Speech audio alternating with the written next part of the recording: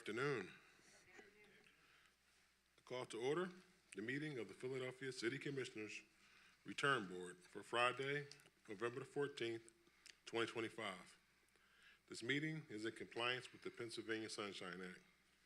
The Philadelphia City Commissioners are a three-member bipartisan board of elected officials in charge of elections and voter registrations for the city of Philadelphia. Each commissioner is elected to serve a four-year term that coincides with the municipal election cycle for mayor and city council. The commissioners set and enforce departmental policies to administer voter registration and conduct elections in accordance with federal and state voter registration and election laws. The city commissioners were created by the Pennsylvania Assembly in 1711 with the focus on taxation and held various regulatory powers throughout the centuries.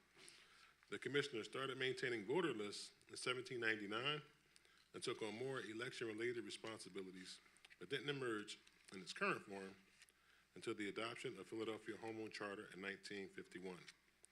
We will start off with public comments. Before beginning their comments, commenters shall state where they live or if they are not a resident of Philadelphia and that they are a Philadelphia taxpayer.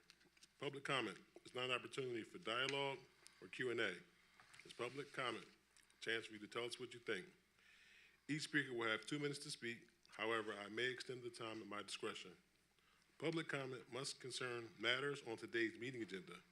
Finally, it is my responsibility to preserve the order and decorum of the meetings. As such, profane, slanderous, discriminatory, or personal attacks will not be tolerated. If you wish to make a public objection to a perceived Sunshine Act violation, please raise your hand and I will recognize you. Outbursts will not be tolerated. Anyone wishing to offer public comment, please step forward.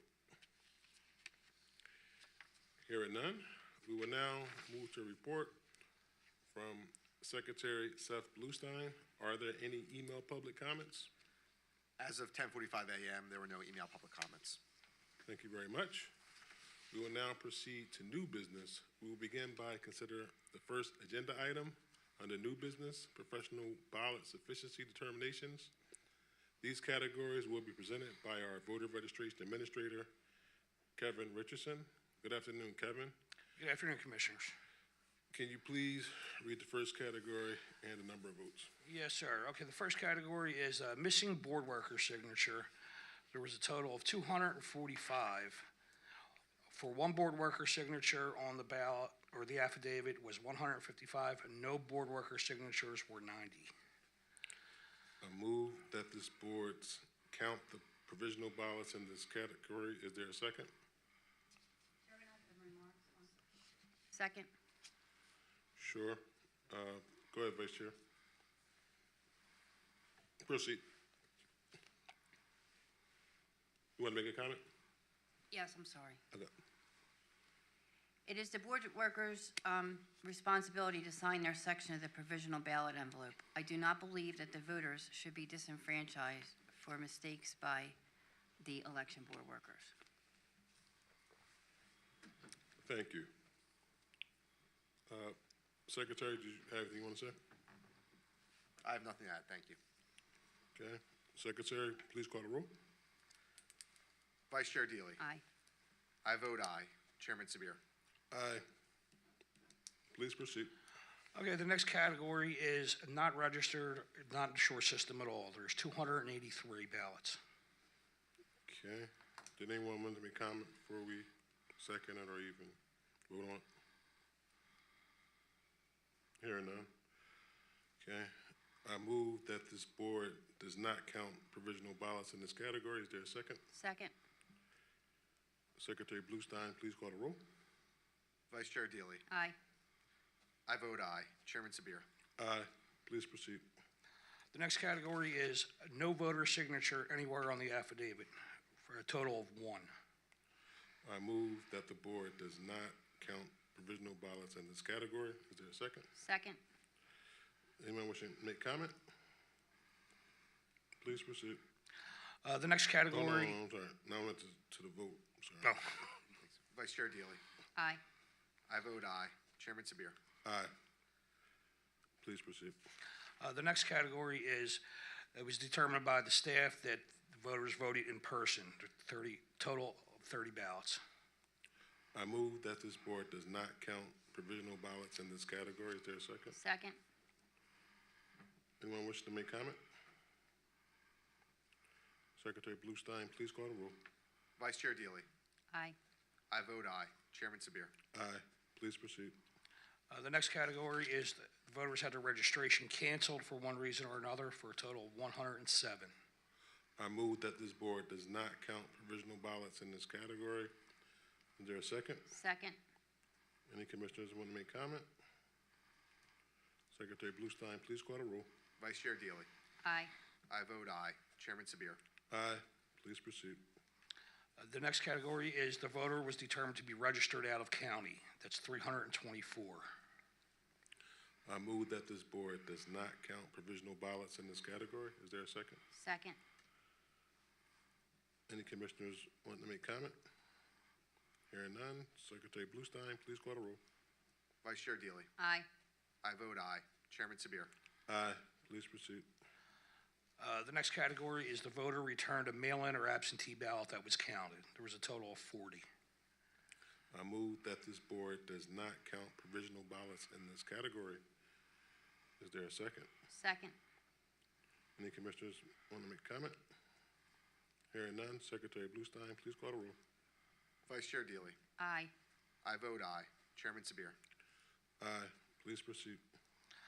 The next category is the voter only signed once on the affidavit for a total of 210.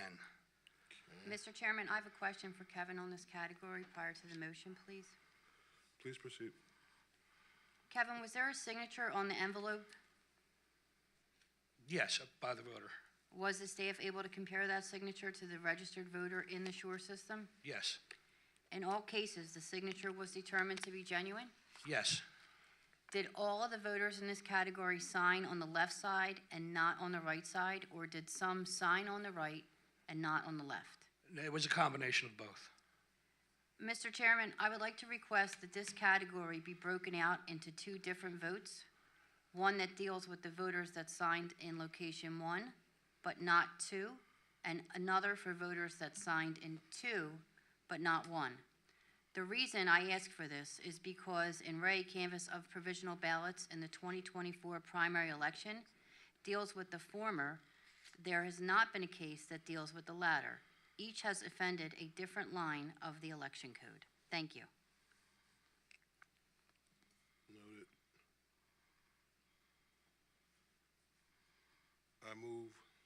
I make a motion that this board does not count the ballots in this category. Is there a second? Second. Secretary Bluestein, please call the roll. Vice Chair Deely. I have remarks on the motion. You have more remarks? Yes.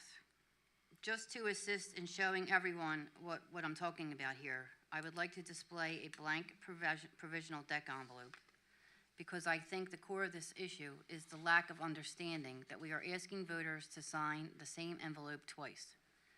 The signature boxes are within inches of each other. When reading the In Re Canvass of Provisional Ballots in the 2024 primary election, I believe that the court erred because this fact was not plain to them. To start, they referred to one signature ballots as unsigned. Quoting from the majority opinion, quote, Walsh additionally emphasizes Wagner provided a full executed affidavit attesting that the ballot was the only one he submitted in that election. As such, Walsh characterizes the envelope signature requirement as unnecessary and superfluous. That affidavit that they are talking about is not on some other piece of paper. It is a signature line on the left side of the envelope that you will see on the screen, listed as voter signature number 1.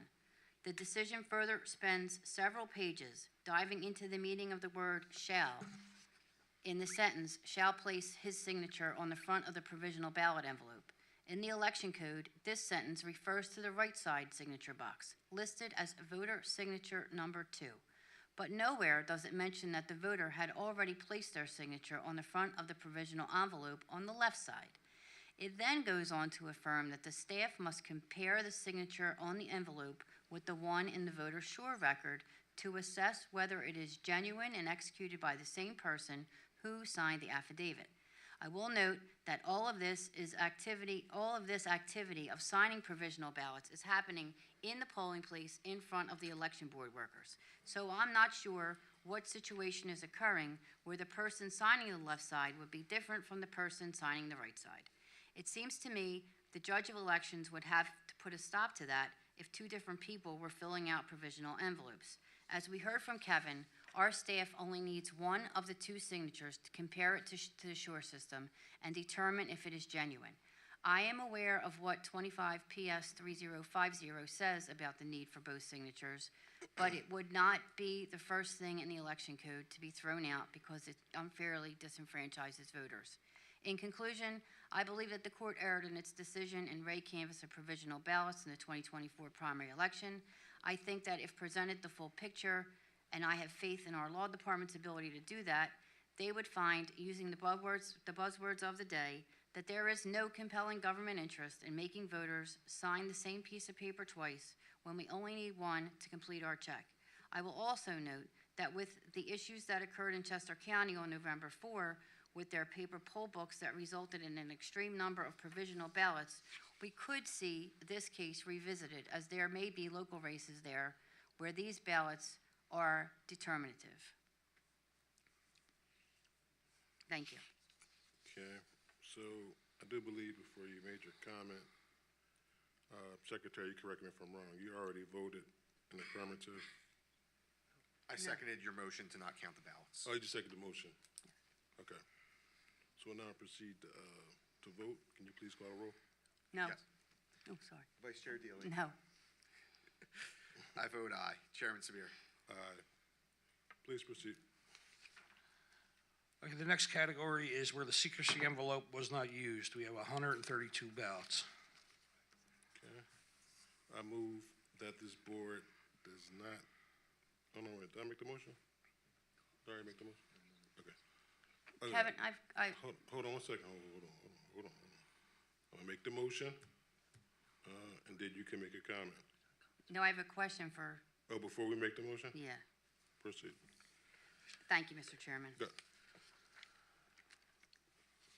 Kevin, these voters were determined to be registered voters, correct? Yes. These voters signed the affidavit?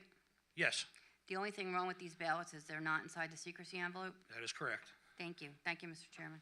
Okay. I move that this board does not count provisional ballots in this category. Is there a second? Second. Mr. Chairman, remarks on the motion, please? Please proceed. I believe whether or not a ballot is in the secrecy envelope not material in determining whether or not such individual is qualified under state law to vote in such election. But unlike the mail ballots, where the voters are filling them out on their kitchen tables, these voters are doing this process in a polling place. The judge of elections should be instructing them to place their ballot in the secrecy envelope. So this is a poll worker error that we should not be punishing the voter for. Furthermore, the difference here is the provisional ballots are outlined in federal law, the Help America Vote Act, and this is a federal election. No, this is not, I'm sorry. State law determines if someone is eligible to vote. If we determine these voters to be registered and that they signed the affidavit and that they have not already voted in another way, then we must count them. PA law has extra hurdles, but putting a ballot in a secrecy envelope has no bearing on whether or not someone is qualified to vote. I believe that Pennsylvania law is in conflict with the Help America Vote Act. This has not been the subject of recent court challenges, and therefore, I believe that these ballots should count. Secretary, please call the roll. Vice Chair Deely. No. I vote aye. Chairman Sabir. Aye. I gotta fix that. So in the other category, there's none. Mr. Chairman, that concludes my report. Thank you, I appreciate you, and I appreciate you and all your staff working tirelessly to get this done. That concludes our provisional ballot sufficiency determination. Thank you for all your hard work, we appreciate it. You're welcome. Have a good day. We'll now move to the non-agenda items. We will move to any additional comments by Commissioner. Vice Chair Dillon, did you have any other business to be raised at this meeting? I have none, thank you. Secretary? I have nothing to add. Thank you. before we just pause or recess, or whatever we call it, I just wanted to really, again, thank the staff, and I do realize that there needs to be additional training to our board workers. And so, and I'm pretty almost certain that the board workers who are making some of these mistakes are the same board workers. So maybe we can do additional training, targeting them to see if we can get this number down, because it definitely disheartened me to see these numbers here. Because now people, they tried to vote and everything else. So again, I think we can do a better job. So we definitely can reach out to those board workers. And even if we have to do additional training, I'm all in support of that. Thank you. I gotta fix that. I keep reading the same, I gotta read that, take that sentence out. I did the same thing the last time. I read it so fast, I have to read it over. I'm gonna go fix it right now.